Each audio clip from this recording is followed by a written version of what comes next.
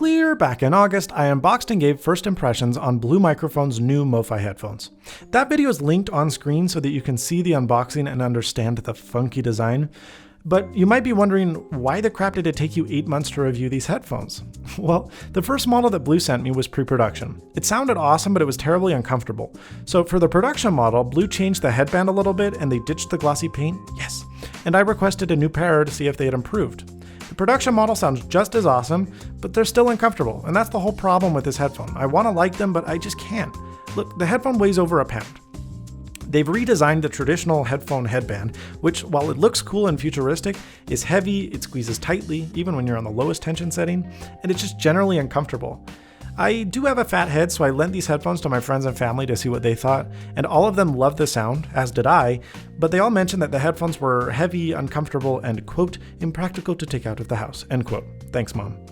Blue talked about designing a headphone built for the ergonomics of the human head, but that old phrase, if it ain't broke, don't fix it, definitely applies here. I've never really had a problem with many headphones.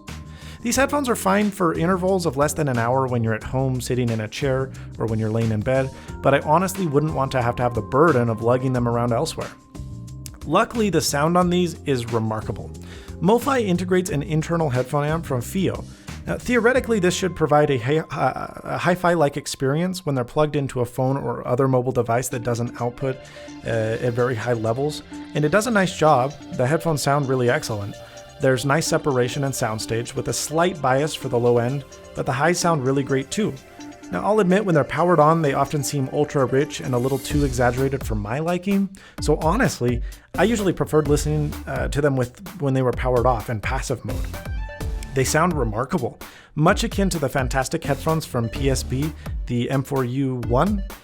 That's one of the best headphones that I think $300 can buy.